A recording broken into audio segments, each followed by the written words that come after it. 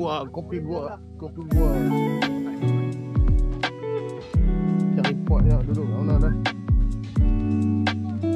Bukit Tau. Handphone ni. Cari pot duduk kat. Mana dah? Ini pun tak apa.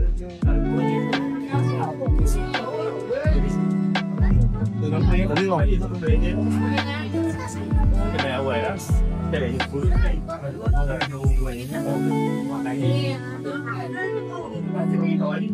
Oh, sorry. Oh, dah kosong? Alhamdulillah. Rezeki, terima kasih. Terima kasih. Kopi bawah laut mana? Cari kopi bawah laut. Terima kasih. Lemah dah dapat rezeki dapat dulu.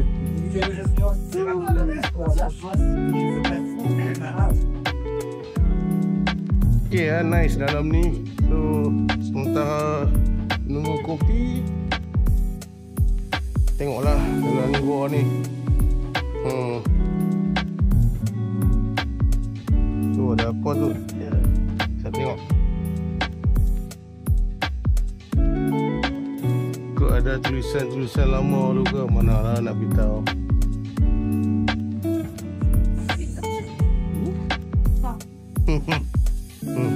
Tengok.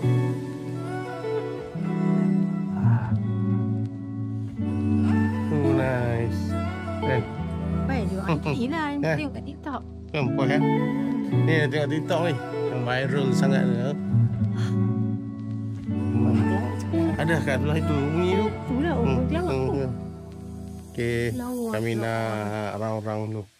So alhamdulillah dah sampai akhirnya ke gua kopi dan gua di Jejawi je. Jejawi Perlis. Jejawi. Betul. Senyalah. Right. Okay, personally apa yang dah tengok ni, so healing vibe lah, okay, duduk dalam gua ni kan, tengok sambil tu ada kopi, coklat dan orange. Tengok nak makan apa tu? Fries. Irish? Fries juga. Nak makan wafer kan? So kita nak lepak-lepak sini.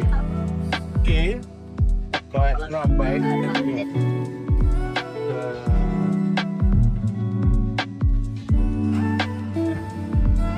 Tapi musim sekolah, cuti sekolah ni ramai lah kan. Jangan biasalah benda tu. Siap bunyi kelawar lagi. Kat atas tu agak-agak mesti ada kelawar. Tidur.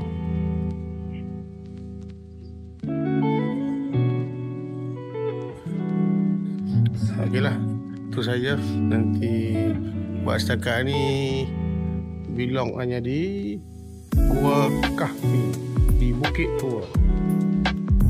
Ciao.